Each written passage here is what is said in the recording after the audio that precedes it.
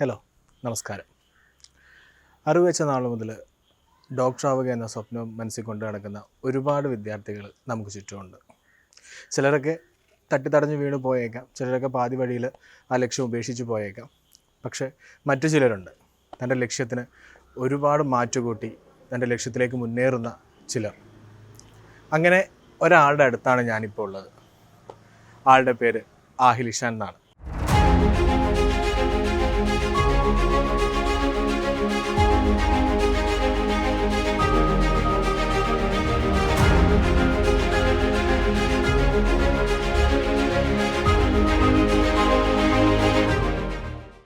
നമ്മുടെ NEET 2024 rank വന്നപ്പോഴത്തേക്ക് ആഹിലിൻ്റെ rank 207 ആണ്. ആ റാങ്ക് നേടുക എന്നുള്ളത് അത്ര എളുപ്പമായിട്ടുള്ള കാര്യമല്ല. ആഹിലിൻ്റെ മാർക്ക് 710 ആണ്. 720-ൽ 710 ആണ്. അപ്പോൾ നമുക്ക് ആഹിലിനെ പരിചയപ്പെടാം. ഞാൻ ആഹിൽ. ഞാൻ താമസിക്കുന്നത് നന്മണ്ട ബാലുശ്ശേരി ഭാഗത്താണ്. ഈ വർഷം നീറ്റിന് എനിക്ക് 710 മാർക്ക് വന്നത്. എൻ്റെ വീട്ടിൽ എൻ്റെ ഉമ്മയുണ്ട്, ഉപ്പുണ്ട്.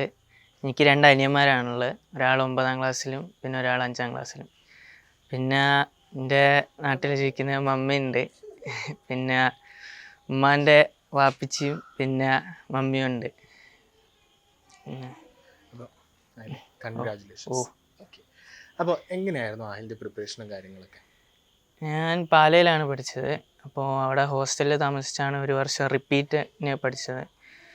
ശരിക്കും ആദ്യം പോയപ്പോൾ എനിക്ക് കറക്റ്റ് പഠിക്കേണ്ടത് എങ്ങനെയാണെന്നുള്ളത് അറിയില്ലായിരുന്നു. അപ്പം അവിടെ എത്തിയതിന് ശേഷമാണ് ഈ ഒരു നീറ്റ് എന്ന പരീക്ഷ ക്രാക്ക് ചെയ്യണമെങ്കിൽ നമ്മൾ 1 വർഷം ഇതിനായിട്ടിരുന്ന് കോൺസെപ്റ്റ്സ് ക്ലിയർ ചെയ്ത് എന്നാലേ നമുക്ക് ആ ഒരു എക്സാമിൻ്റെ സമയത്തെത്തുമ്പം അത് അവിടെ ടെൻഷൻ ഇല്ലാണ്ട് എഴുതിയെടുക്കാൻ പറ്റുള്ളൂ. അപ്പം 1 ഇയർ ഞാൻ വളരെ കഷ്ടപ്പെട്ട് തന്നെയാണ് പഠിച്ചത്. കാരണം ഇതുവരെ സ്കൂളിൻ്റെ ഒരു രീതിയിലല്ല നമ്മൾ ശരിക്കും എൻട്രൻസിന് പ്രിപ്പയർ ചെയ്യേണ്ടത്. ഡെയിലി ക്വസ്റ്റ്യൻസ് ചെയ്യുകയും പിന്നെ റിവൈസ് ചെയ്യുകയും കോൺസെപ്റ്റ്സ് ക്ലിയർ ചെയ്ത് പോവുകയും ഡൗട്ട് ക്ലിയർ ചെയ്ത് പോവുകയും അങ്ങനെ പിന്നെ ഹോസ്റ്റൽ അതിനെ കൊണ്ട് ആ ഒരു കറക്റ്റ് എൻവയോൺമെൻറ്റും അവിടെ ലഭിച്ചത് വളരെ ഉപകാരമായിരുന്നു. നമ്മുടെ ഈ NCERT-യുടെ ഒക്കെ ഒരു ഇമ്പോർട്ടൻസ് ഉണ്ടല്ലോ നീറ്റിന്, അല്ലേ? വളരെ ഇമ്പോർട്ടൻ്റ്. അത് എത്രത്തോളം ഇമ്പോർട്ടൻ്റ് ആണ്? അല്ലെ ആഹിൽ എത്ര പ്രാവശ്യം റിവൈസ് ചെയ്തിട്ടുണ്ട്, NCERT കൂടെ എത്ര പ്രാവശ്യം പോയിട്ടുണ്ട് എന്നൊക്കെയുള്ള കാര്യം? ശരിക്കും നീറ്റിൻ്റെ ബേസ് എന്ന് പറയുന്നത് NCERT ആണ്. കാരണം NCERT നമ്മൾ കറക്റ്റ് പഠിക്കാണ്ട് നീറ്റ് എഴുതിയിട്ട് ഒരു മാർക്കിൽ നമുക്ക് എത്താൻ പറ്റില്ല. കാരണം NCERT-യിൽ അതേ സെൻറ്റൻസുകളാണ് നീറ്റ് നമ്മളോട് ചോദിക്കുന്നത്. ഇപ്പോൾ ഫിസിക്സ് ഞാൻ 1 പ്രാവശ്യം ഒന്ന് വായിച്ച് നോക്കിയിട്ടുള്ളെങ്കിലും ബയോളജിയും കെമിസ്ട്രി ഞാൻ പലവട്ടം വായിച്ച് നോക്കിയിട്ടുണ്ട്. കാരണം അതിലുള്ള സ്റ്റേറ്റ്മെൻറ്റ്സും അതിലുള്ള കോൺസെപ്റ്റ്സും കൃത്യമായിട്ട് നമുക്ക് അറിഞ്ഞാലേ ശരിക്കും നീറ്റ് നമുക്ക് ക്രാക്ക് ചെയ്യാൻ പറ്റുള്ളൂ. NCERT ശരിക്കും പറഞ്ഞാൽ വളരെ ഇമ്പോർട്ടൻ്റ് ആണ്. അതില്ലാണ്ട് നമുക്ക് ഒരു പരീക്ഷയും ശരിക്കും കൃത്യമായിട്ട് എഴുതാൻ പറ്റില്ല എന്നാണ് ഞാൻ വിശ്വസിക്കുന്നത്. നീറ്റ് 2024 എക്സാം, അതിനെക്കുറിച്ചൊരു ഇവാലുവേഷൻ എങ്ങനെയായിരുന്നു? ബ്രില്യൻറ്റിലെ ഫൈനൽ കുറേ മോഡൽ എക്സാംസ് ഉണ്ടായിരുന്നു. അപ്പോൾ ലാസ്റ്റ് ഒരു സ്ട്രെച്ചിലെ നീറ്റ് മോഡൽ എക്സാംസ് എന്ന് പറഞ്ഞിട്ടുള്ളൊരു മോഡൽ എക്സാമിൻ്റെ സെയിം എക്സാക്ട് ലെവലിലായിരുന്നു ശരിക്കും നീറ്റ് പരീക്ഷ വന്നത്. സോ ആ ഒരു ഫൈനൽ 5 ഡേ സ്ട്രെച്ചിൽ പോയ അതേമാതിരി തന്നെയായിരുന്നു ശരിക്കും നീറ്റിന് പോയപ്പോൾ എനിക്ക് ഫീൽ ചെയ്തത്. സോ ഇത് വേറൊരു ബ്രില്യൻറ്റ് മോഡൽ ടെസ്റ്റാണോ എന്ന് തന്നെയാണ് എനിക്ക് തോന്നിപ്പോയത്. നീറ്റ് എഴുതിയപ്പോൾ ആദ്യം ടെൻഷൻ ഉണ്ടായിരുന്നു പേപ്പർ കൈ കിട്ടിയപ്പോൾ. പക്ഷേ പിന്നെ എഴുതി തുടങ്ങിയതിന് ശേഷം മനസ്സിലായി ഇത് എളുപ്പമല്ലായിരുന്നു, പക്ഷേ ബ്രില്യൻറ്റിൻ്റെ അതേ ഒരു സീരീസിലാണ് പോയത്. സോ കൃത്യമായിട്ട് എഴുതാൻ പറ്റി, വളരെ സന്തോഷമാണ്. ഇപ്പോൾ മോഡൽ എക്സാംസ് ഒക്കെ ഒരുപാട് ഹെൽപ്പ് ചെയ്തിട്ടുണ്ട് അല്ലേ? വളരെ ഹെൽപ്പ് ചെയ്തിട്ടുണ്ട്. ഓക്കെ. അപ്പോൾ ഈ ഓരോ എക്സാം കഴിയുമ്പോഴും നമ്മുടെ തന്നെ ഒരു ഇവാലുവേഷൻ നടത്തുമല്ലോ. അതായത് പല ക്വസ്റ്റ്യൻസും തെറ്റിപ്പോവാം അല്ലേ, ചിലപ്പോൾ കോൺസെപ്റ്റ്സ് അറിയാതിരിക്കാം. ഓക്കെ. അപ്പോൾ അതൊക്കെ എങ്ങനെയായിരുന്നു മാറ്റിയത്? അത് ഫസ്റ്റ് പരീക്ഷ എഴുതി കഴിഞ്ഞപ്പോൾ എനിക്ക് മനസ്സിലായി ശരിക്കും ഞാനിത് എക്സാമിന് അപ്രോച്ച് ചെയ്യുന്നത് തെറ്റായിരുന്നു. കാരണം നമുക്കൊരു ക്വസ്റ്റ്യൻ പേപ്പർ കിട്ടിക്കഴിഞ്ഞാൽ അതിൻ്റെ എല്ലാ ക്വസ്റ്റ്യനും നമ്മൾ എക്സാം ഹാളിൽ ചെയ്യും. പക്ഷെ പുറത്തെത്തുമ്പോഴാണ് മനസ്സിലാവുക ഞാൻ ഇത് തെറ്റിച്ചല്ലോ, അയ്യോ ഇത് അടുത്തത് കെയർലെസ് ആണല്ലോ, ഇത് ഈ കോൺസെപ്റ്റ് എനിക്ക് അറിയില്ലല്ലോ. അപ്പോൾ ശരിക്കും ഞാൻ ചെയ്ത് ഇതൊക്കെ മോഡൽ എക്സാമിൻ്റെ തുടക്കത്തിൽ ഞാനൊരു മിസ്റ്റേക്ക് ബുക്ക് കീപ്പ് ചെയ്ത്, അതുവരെ ഒന്നുണ്ടായിരുന്നു. പിന്നെ ഞാൻ ഒരു പുതിയ മിസ്റ്റേക്ക് ബുക്ക് എടുത്ത് അപ്പോൾ അതിൽ ഞാൻ ആ തെറ്റിയ ക്വസ്റ്റ്യൻ്റെ കൂടെ എന്തുകൊണ്ടാണ് ആ ക്വസ്റ്റ്യൻ എനിക്ക് തെറ്റിയുള്ളതും ഞാൻ എഴുതി വെക്കുമായിരുന്നു. എന്നിട്ട് അടുത്ത എക്സാമിൻ്റെ തൊട്ട് മുന്നേ ആ കഴിഞ്ഞ എക്സാമിൻ്റെ ഞാൻ എന്താണ് ചെയ്തിട്ടുള്ളത് ജസ്റ്റ് ഒന്ന് വായിച്ച് നോക്കും. അപ്പോൾ എനിക്ക് മനസ്സിലാവും ഈ ഒക്കെ മിസ്റ്റേക്ക് ഞാൻ ചെയ്തിട്ടുണ്ട്, ഈ എക്സാമിന് എനിക്കത് ചെയ്യാൻ പറ്റില്ല. അങ്ങനെ ഓരോ എക്സാമിനും ഓരോ തെറ്റുകൾ ഞാൻ കറക്റ്റ് ചെയ്താണ് പോയിക്കൊണ്ടിരുന്നത്. പിന്നെ ഫൈനലായപ്പോഴത്തേക്കും ചെറുങ്ങനെ എല്ലാം ക്ലിയർ ചെയ്ത് വന്നു. പിന്നെ നീറ്റ് എക്സാം എഴുതിയപ്പം വളരെ മനോഹരമായി എഴുതാൻ പറ്റി.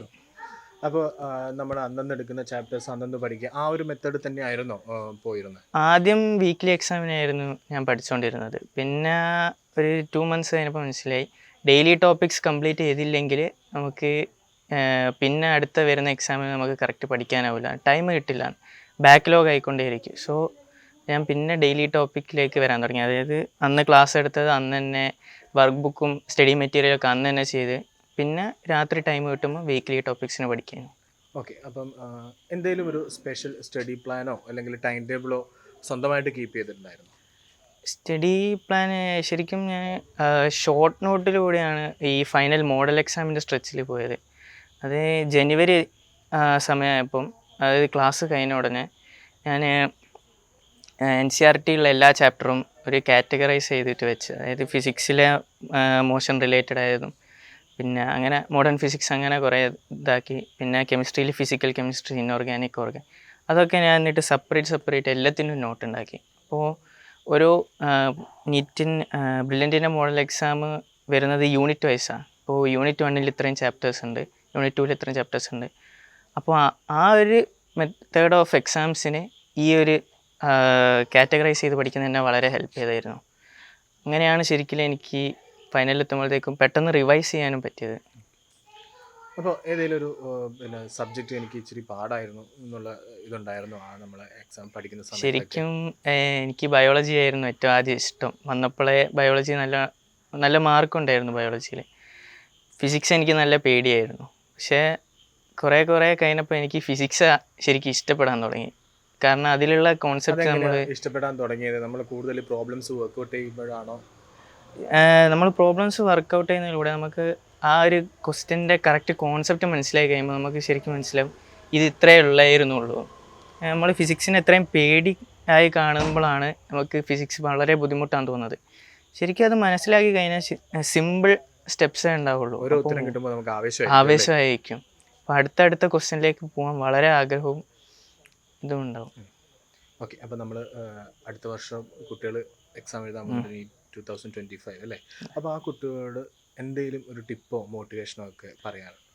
ശരിക്കും ഒരു കാര്യം പറയാനുള്ളത് കൺസിസ്റ്റൻ്റ് ആയിട്ട് പഠിക്കണം എന്നുള്ളതാണ്. കാരണം നമ്മൾ ഒരു ബ്രേക്ക് എടുത്തു കഴിഞ്ഞാൽ പിന്നെ തിരിച്ച് ട്രാക്കിലേക്ക് വെക്കാൻ വളരെ ബുദ്ധിമുട്ടായിരിക്കും. ഞാനൊരു 1 year പഠിച്ചത് ശരിക്കും ഞാൻ വെക്കേഷന് വീട്ടിൽ പോലും പോയില്ലായിരുന്നു. അവിടെ ഹോസ്റ്റലിൽ തന്നെ ഇരുന്ന് ഓണം വെക്കേഷൻ ആണെങ്കിലും ക്രിസ്മസ് വെക്കേഷൻ ആയിരുന്നെങ്കിലും അവിടെ തന്നെ ഇരുന്ന് പഠിച്ചതാണ്. കാരണം 1 year നിങ്ങൾ ഈ ഒരു പരീക്ഷയ്ക്കായിട്ട് പ്രയാസപ്പെടുകയാണ്. അപ്പോൾ ആ ഒരു മൈൻഡ് സെറ്റ്, കോമ്പറ്റേറ്റീവ് സ്പിരിറ്റിൽ നമ്മളിരുന്ന് കൺസിസ്റ്റൻ്റ് ആയിട്ട് ഓരോ ദിവസവും അന്നടുത്ത് തന്നെ പഠിച്ച് പിന്നെ ആ ആഴ്ചത്തെ വീക്ക്ലി എക്സാമിന് വേണ്ടിയും പ്രിപ്പയർ ചെയ്ത് മുന്നോട്ട് പോകുന്നതാണ് ഏറ്റവും നല്ലത്. അതാണ് എനിക്കുള്ള അഡ്വൈസ്. അപ്പോൾ ഇപ്പം എന്നോട് പറഞ്ഞു, അതായത് വെക്കേഷന് പോലും വന്നിട്ടില്ല. അപ്പം അങ്ങനെ ആകുമ്പോഴത്തേക്ക് നമ്മൾ അത് ഇപ്പം ഫ്രണ്ട്സൊക്കെ ഉണ്ടാവുമല്ലോ എങ്ങനെയായാലും. അപ്പം സോഷ്യലി നമ്മൾ ഒരുപാട് മുന്നോട്ട് പോകും അല്ലേ? അപ്പോൾ ഇപ്പം നോക്കുമ്പം നമുക്ക് ഭയങ്കര സന്തോഷമാണ് അല്ലേ? അതൊക്കെ നമ്മൾ അവോയ്ഡ് ചെയ്തെങ്കിലും നമ്മളിപ്പോൾ നല്ലൊരു പൊസിഷനിലാണ് നിൽക്കുന്നത് അല്ലേ? അപ്പോൾ ആ സമയത്ത് ഉണ്ടായിരുന്ന ടെൻഷനും കാര്യങ്ങളൊക്കെ ഉണ്ടാവുമല്ലോ. അപ്പോൾ അങ്ങനെ ഇപ്പോൾ നമുക്ക് ഇനി വരാൻ പോകുന്ന കുട്ടികളും, അതായത് അടുത്ത എക്സാം എഴുതാൻ പോകുന്ന കുട്ടികൾക്കൊക്കെ അതുണ്ടാവും. അപ്പോൾ അതൊക്കെ എങ്ങനെയാണ് ഓവർകം ചെയ്തത്? ശരിക്കും ആദ്യം പോയപ്പം എനിക്ക് കറക്റ്റ് മാർക്കിലേക്കൊന്നും എത്താൻ പറ്റില്ലായിരുന്നു. അപ്പം വളരെ ടെൻഷൻ ഉണ്ടായിരുന്നു. അപ്പോൾ ഓരോ ആഴ്ചയും ഉമ്മാനെയും ഉപ്പാനെയും പിന്നെ ഇവരൊക്കെ വിളിക്കുന്നതായിരുന്നു ശരിക്കും ഒരു മോട്ടിവേഷൻ. പിന്നെ എൻ്റെ ക്ലാസ് ടീച്ചർ റോസ്മി മിസ്സും കുറേ ഹെൽപ്പ് ചെയ്തിട്ടുണ്ടായിരുന്നു. അവസാനം ഫൈനൽ മോഡൽ എക്സാമിലേക്ക് എത്തിയപ്പോൾ എന്നെ ഒരുപാട് ഹെൽപ്പ് ചെയ്തത് ബ്രില്യൻറ്റിൻ്റെ അവിടുത്തെ കോർഡിനേറ്ററായ പ്രദീപ് സാറായിരുന്നു. പിന്നെ ഞാൻ 2-3 പ്രാവശ്യം മായറാണി മിസ്സിനെ കാണാൻ പോയിരുന്നു. മായറാണി മിസ്സും വളരെ ഹെൽപ്പ് ചെയ്തിട്ടുണ്ടായിരുന്നു എൻ്റെ ഒരു നീറ്റ് ഫൈനൽ പ്രിപ്പറേഷനിലേക്ക്. അവരുടെയൊക്കെ സപ്പോർട്ട് കാരണമാണ് ശരിക്കും എനിക്ക് അവിടെ ഒരു ടെൻഷൻ ഇല്ലാണ്ട് എത്തിപ്പെടാൻ പറ്റിയത്. ഓക്കെ. അപ്പോൾ ഇനി ഏത് കോളേജിൽ അഡ്മിഷൻ കിട്ടണമെന്നാണ് ആഗ്രഹം? ഇനി ജിപ്മറാണ് ഞാൻ ശ്രമിക്കുന്നത്. അതിനനുസരിച്ച് കിട്ടട്ടെ. ആഹിലിൻ്റെ 2 സ്ട്രോങ് പില്ലേഴ്സ്, ആഹിലിൻ്റെ പേരൻസ്. അപ്പോൾ ആഹിലിനെ കുറിച്ച് പേരൻസിന് എന്താ പറയാനുള്ളതെന്ന് നമുക്ക് നോക്കാം. ആഹിൽ പഠിക്കാൻ ആദ്യം നല്ല മിടുക്കനായിരുന്നു. പിന്നെ ഞങ്ങൾ റിപ്പീറ്റർ ബാച്ചിൽ പോയപ്പോഴേ പറഞ്ഞിട്ടുണ്ടായിരുന്നു ഈ പ്രാവശ്യം ഞങ്ങൾ നല്ല ഹാർഡ് വർക്ക് ചെയ്തിട്ട് ഞാൻ നല്ലൊരു മാർക്കിൽ എത്തിപ്പെടാൻ ശ്രമിക്കും എന്നുള്ളത് ആദ്യമേ ഒരു പ്രോമിസ് തന്നിട്ടാണ് ബ്രില്യൻറ്റിലേക്ക് പഠിക്കാൻ വേണ്ടി പോയത്. അപ്പം അത് കീപ്പ് ചെയ്യാൻ ആഹിൽ പരമാവധി ശ്രമിച്ചിട്ടുണ്ട്. അപ്പം അവന് ഈ വിജയത്തിന് മെയിനായിട്ടുള്ളത് അവൻ്റെ ഒരു ഹാർഡ് വർക്കും കൺസിസ്റ്റൻ്റ് ആയിട്ടുള്ള ഒരു സ്റ്റഡി പാറ്റേണുമാണ്. ഇതിന് ബ്രില്യൻറ്റിലെ ഫാക്കൽറ്റീസും ഡയറക്ടേഴ്സും അവരൊരു സ്റ്റഡി പാറ്റേണും ഇതെല്ലാം വളരെയധികം ഹെൽപ്പ് ചെയ്തിട്ടുണ്ട്. ശരിക്കും ബ്രില്യൻറ്റിൻ്റെ വീക്കിലി ഉള്ള ഒരു മീറ്റിംഗ്, പാരൻറ്റ് മീറ്റിംഗ്, നമുക്ക് ശരിക്കും അവരുടെ പ്രോഗ്രസ് മനസ്സിലാക്കാനും എങ്ങനെയാണ് അവർ മുന്നേറുന്നത്, എങ്ങനെയാണ് പഠിക്കുന്നത് എന്നുള്ളത് മനസ്സിലാക്കാനും വളരെ ഹെൽപ്ഫുള്ളാണ്. അപ്പം എല്ലാ വീക്കിലി എക്സാമിന് ശേഷവും മീറ്റിംഗ് കഴിഞ്ഞ ഉടനെയാണ് ആഹിൽ ഞങ്ങളെ കോണ്ടാക്ട് ചെയ്യാറ്. അപ്പോൾ അന്നത്തെ മാർക്ക് അറിഞ്ഞ ഉടനെയാണ് ഞങ്ങളുമായിട്ട് സംസാരിക്കുക. അപ്പം മാർക്ക് വന്നിട്ടുള്ള എവിടെയാണ് മിസ്റ്റേക്ക് വന്നിട്ടുള്ളത് എന്നൊക്കെ ഞങ്ങളുമായിട്ട് ഡിസ്കസ് ചെയ്യും. അപ്പം അത് അടുത്ത പ്രാവശ്യം ഞാൻ അത് കറക്റ്റ് ചെയ്ത് മുന്നോട്ട് പോരാൻ ശ്രമിക്കും എന്നുള്ളത് പറയും. അതേപോലെ തന്നെ അതിനുവേണ്ടി ശ്രമിച്ചിട്ടുണ്ട്. ആഹിൽ നന്നായിട്ട് പഠിക്കുന്ന മോൻ തന്നെയാണ്. 10th പ്ലസ് 2 ഒക്കെ സ്കൂൾ ടോപ്പറായിട്ട് തന്നെയാണ് പഠിച്ചിട്ട് വന്നത്. പിന്നെ NTC പോലെയുള്ള എക്സാംസൊക്കെ ക്ലിയർ ചെയ്തിട്ടുണ്ട്. പിന്നെ എൻട്രൻസ് ഫസ്റ്റ് ടൈം പ്ലസ് 2ൻ്റെ കൂടെ എഴുതുന്ന സമയത്ത് അവൻ അത്ര സീരിയസ് ആയിട്ട് എടുത്തിട്ടുണ്ടായിരുന്നില്ല. കാരണം പ്ലസ് 2 എക്സാം കഴിഞ്ഞതിൻ്റെ ശേഷം മാത്രം കുറച്ചൊരു 1 month ഒരു പ്രിപ്പറേഷനിലാണ് നല്ലൊരു സ്കോറിലെത്തിയത്. അപ്പോൾ അങ്ങനെ ഒരു സ്കോർ കിട്ടിയ സമയത്ത് അവന് മനസ്സിലായി എനിക്ക് കുറച്ചും കൂടെ നന്നായിട്ട് പെർഫോം ചെയ്യാൻ പറ്റുമെന്ന് പറഞ്ഞു. അങ്ങനെ ബ്രില്യൻറ്റിൽ പോയി. തുടക്കം മുതലേ തന്നെ ഫസ്റ്റത്തെ വീക്ക്ലി എക്സാം തന്നെ ഒരു 690+ കീപ്പ് ചെയ്യാൻ പറ്റി. പിന്നെ കുറേ അങ്ങോട്ടേക്ക് പോയ സമയത്ത് കുറച്ചൊന്ന് ഡൗൺ ആയിട്ടുണ്ടായിരുന്നു. അപ്പോൾ ആ ഒരു സമയത്ത് പ്രദീപ് സാറും പിന്നെ മയറാണി മിസ്സുമാണ് മോനെ നിനക്ക് എയിംസ് നിനക്ക് വെച്ചിട്ടുണ്ടെന്ന് പറഞ്ഞിട്ട് മോനെ നന്നായിട്ട് മോട്ടിവേറ്റ് ചെയ്തു. നല്ലൊരു പങ്ക് അവർക്കുണ്ട്. പിന്നെ ആഹിലിൻ്റെ ഹാർഡ് വർക്ക് ഉണ്ട്, പിന്നെ പ്രാർത്ഥനയുണ്ട്, എല്ലാം ഉണ്ട്. എൻട്രൻസ് സംബന്ധമായ വാർത്തകളും അപ്ഡേഷനുകളും ഏറ്റവും വേഗം ആധികാരികമായി അറിയാൻ ബ്രില്യൻറ്റ് സ്റ്റഡി സെന്റർ പാല യൂട്യൂബ് ചാനൽ സബ്സ്ക്രൈബ് ചെയ്യുക, ബെൽ ഐക്കൺ അമർത്തുക. ഈ വീഡിയോ മറ്റ് സുഹൃത്തുക്കളിലേക്കും ഷെയർ ചെയ്ത് നൽകുക.